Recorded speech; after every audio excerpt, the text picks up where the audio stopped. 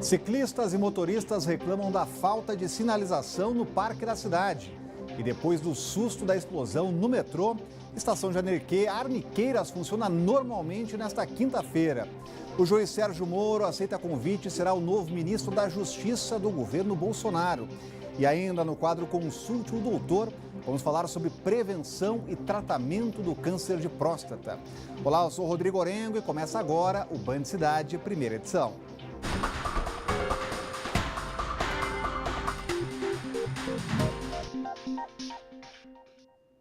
Candidatos aproveitam as últimas horas antes do Enem para reforçar os conhecimentos. Professores de um colégio particular na Asa Sul fizeram um aulão para cerca de 700 alunos, incluindo estudantes da rede pública. Acompanhe agora na reportagem. Personagens de série de TV ensinando a história do Brasil ou então dando aquelas dicas de redação. Nesses momentos finais que antecedem o Exame Nacional do Ensino Médio, vale tudo para ajudar esses estudantes que buscam boas notas na prova. Acho assim, maravilhoso esse projeto, porque eles vão conseguir memorizar isso na hora que eles estiverem fazendo a prova, vão estar mais relaxados, né? Porque a prova é daqui a pouco, né? Então, acho que eles vão ficar muito mais tranquilos para fazer a prova e é um momento assim para eles descontraírem. Mas para criar todo esse aparato, professores e coordenadores de uma escola particular da cidade não pouparam esforços. E a gente não trabalha só nas áreas de conhecimento, mas entre as áreas de conhecimento. Então dá trabalho para ensaiar, dá trabalho para poder, que vestimento, que música nós vamos escolher. Então os professores organizam as paródias que são desenvolvidas aqui junto aos estudantes. Mas é feito de forma lúdica também para eles, né? Sai um pouco da rotina da sala de aula e mesmo no planejamento da atividade houve um processo de integração muito grande, muita satisfação. Ao todo, 720 estudantes inscritos no Enem, tanto do ensino particular quanto público, participaram desse aulão com dicas para a prova.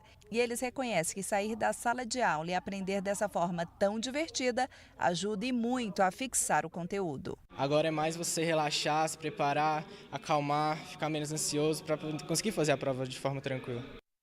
Lembrando que o primeiro dia de prova do Enem, dia 4 de novembro, coincide com o início do horário de verão em 10 estados e aqui no Distrito Federal.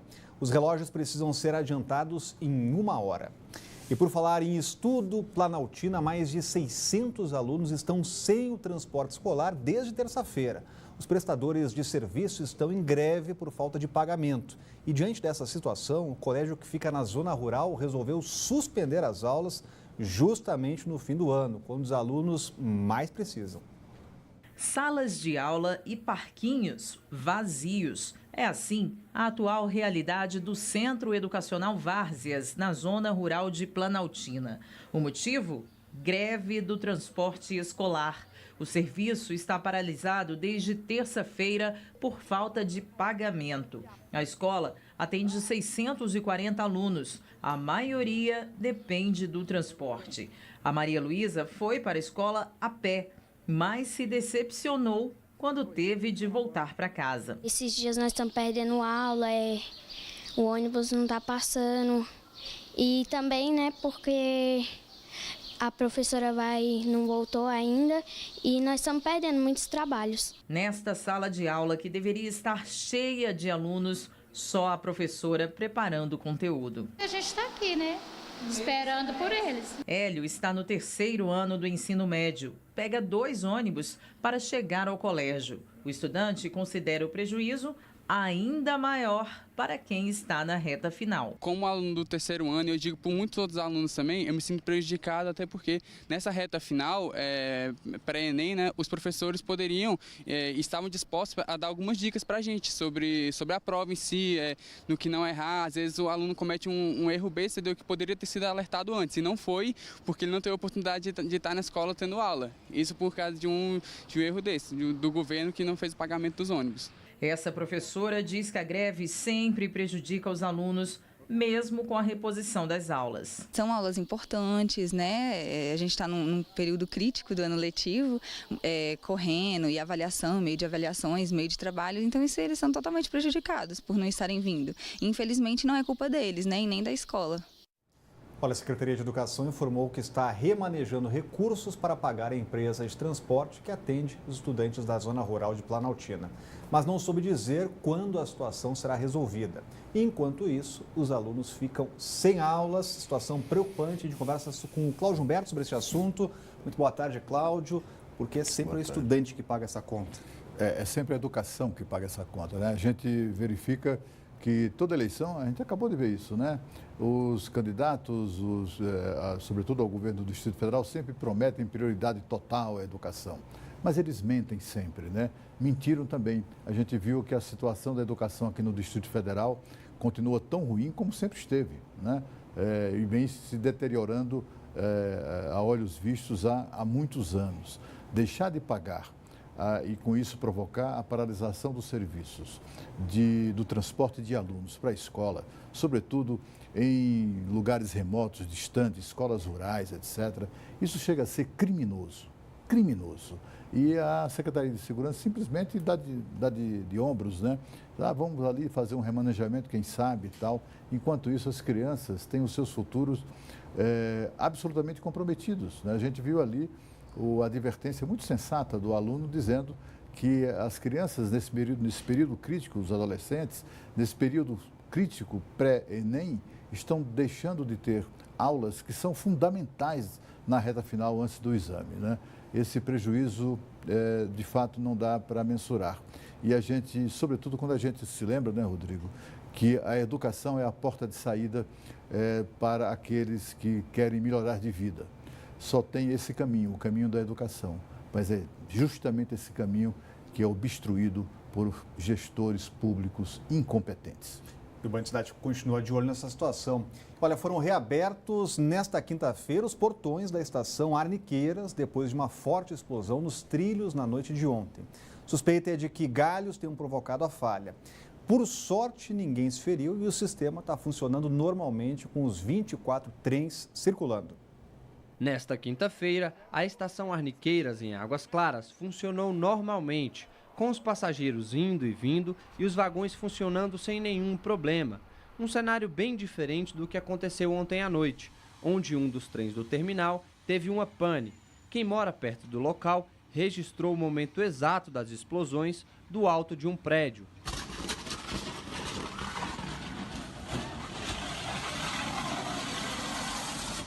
Depois, uma grande quantidade de fumaça saiu do carro que sofreu essas explosões. O metrô explicou que nesse trem não tinha passageiros, mas o carro que vinha logo atrás estava ocupado. E esses passageiros fugiram dos vagões, passando pela linha, sem entender o que estava acontecendo. Eu não sabia que era uma explosão, sabia que tinha incêndio, que tinha muito fogo e que as pessoas não estavam podendo entrar. E tinha muita fumaça, muito fogo e estavam isolando a área. Hoje, o presidente do metrô do Distrito Federal, Marcelo Dourado, explicou que um curto-circuito provocou essa pane no trem. O trilho do metrô são 3 trilhos, tem 2 trilhos normais e um terceiro trilho de alta tensão elétrica, que é o trilho que movimenta o trem. O que aconteceu é que um galho dessa árvore fez o fio terra e pegou uma ponta desse galho com esse trilho de alta tensão e encostou no trem, por isso que você teve o curto. Cerca de 10 pessoas passaram mal por conta da confusão, mas ninguém ficou ferido. Agora, Cláudio Humberto, que susto esse, hein? Menos mal que ninguém se feriu. Pois é, e você vê ali o risco que houve, um risco efetivo, até de eventual descarrilhamento, né? Tudo isso porque o metrô, esses também incompetentes do metrô, não são capazes nem mesmo de fazer manutenção, porque essas linhas são todas monitoradas por câmeras de segurança. Tinha galho de árvore obstruindo o trilho e não apareceu ninguém para removê-lo. Não apareceu ninguém para podar essas árvores que foram pendendo sobre o trilho até acontecer isso, uma quase tragédia. Eles são além de incompetentes, gestores incompetentes, eles também são muito desleixados, né? E o pior de tudo é que não acontece absolutamente nada com eles. Olha, o juiz Sérgio Moro será o novo ministro da Justiça. Moro aceitou o convite do presidente eleito, Jair Bolsonaro, para assumir o cargo. E os detalhes estão chegando ao vivo com a Renata Dourado. Uma boa tarde, Renata. Notícia do dia essa, hein? Com certeza, Rodrigo. Boa tarde para vocês, para todos que estão aí nos acompanhando. Mais um nome aí confirmado para compor a equipe do presidente eleito Jair Bolsonaro. Um nome de peso, né? O juiz Sérgio Moro. Ele saiu de Curitiba hoje por volta de 6h30 da manhã. Foi no voo comercial até o Rio de Janeiro, até a casa do presidente eleito Jair Bolsonaro. Chegou lá por volta de 9 horas da manhã. Nós temos as imagens no momento em que ele chega na casa. Tinha várias pessoas do lado de fora, aguardando, aplaudindo a chegada do juiz Sérgio Moro. Então ele ficou aí com esse encontro com o Bolsonaro, durou cerca de 1h40. Aí a gente vê o momento em que ele está entrando, durou cerca de 1h40. Então ele saiu, sinalizou que iria conversar com a imprensa, iria dizer, porque óbvio, e tinha uma grande expectativa se ele ia aceitar ou não ia aceitar esse convite. Então ele saiu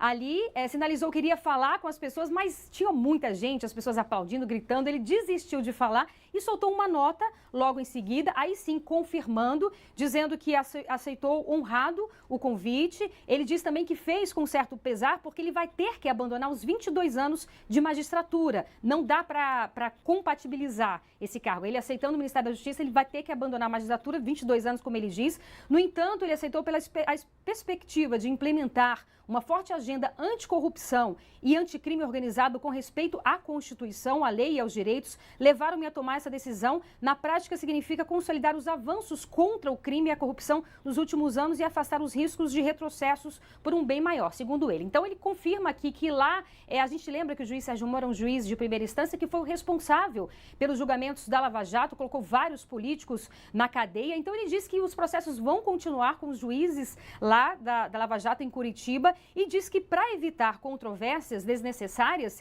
ele vai se afastar imediatamente das novas audiências, que inclusive já estavam agendadas para a próxima semana. Então, a gente lembra aqui que o Ministério da Justiça, ele vai também englobar o Ministério da Segurança Pública. No governo do presidente Michel Temer, ele criou extraordinariamente esse Ministério da Segurança Pública, que hoje é comandado pelo ministro Raul Jungmann e que é responsável pela Polícia Federal. Então, a responsabilidade, a coordenação da Polícia Federal volta para o Ministério da Justiça, que também deve também ser responsável pela transparência e a Controladoria Geral da União. Pelo menos isso é o que havia sido sinalizado pelo presidente eleito Jair Bolsonaro. Ele deve bater o martelo. E o próprio juiz Sérgio Moro não conversou hoje com a imprensa, mas disse que na próxima semana ele vai sim conversar com a imprensa, numa entrevista coletiva, e dar mais detalhes aí sobre esse convite, né, que ele aceitou e como é que deve ser o direcionamento dele aí no governo do presidente Bolsonaro. Rodrigo. Obrigado, Renata. Cláudio Humberto, qual será o impacto, qual é o impacto desse anúncio feito por Jair Bolsonaro? Olha, é um gol de placa, né, do presidente eleito Jair Bolsonaro, um gol de placa que repercute no mundo inteiro, porque Sérgio Moro não é apenas um herói para a população brasileira, que acompanha absolutamente encantada e o encorajando o tempo todo, o trabalho notável que tem feito nos últimos anos, mandando investigar e prendendo e condenando um bando de ladrões. Eles estavam loucos que o Sérgio Moro fosse afastado da Lava Jato. E todas as tentativas desses ladrões, desses criminosos que foram condenados por ele, incluindo o ex-presidente Lula, essas tentativas foram frustradas. De repente, vem dessa maneira o atendimento a esse desejo de afastá-lo da Lava Jato. Mas me parece que não vai adiantar muito isso, porque o juiz substituto, o Sérgio Moro, deixa sempre claro que ele não está sozinho nisso. Ele faz parte, na verdade, de uma valorosa corporação, que é a de juízes federais, jovens como ele, corajosos como ele, que não vão deixar a peteca cair e muito bem. O Ministério da Justiça volta a ter aquela denominação anterior, que foi adotada no início do governo Temer, que depois desistiu desse formato, de Ministério da Justiça e da Segurança Pública. Além do combate à corrupção, o superxerife Sérgio Moro será também responsável pelo combate à criminalidade no Brasil. E a seguir, no quadro Consulte o Doutor, vamos falar sobre o câncer de próstata. E o Band Cidade está voltando logo em seguida.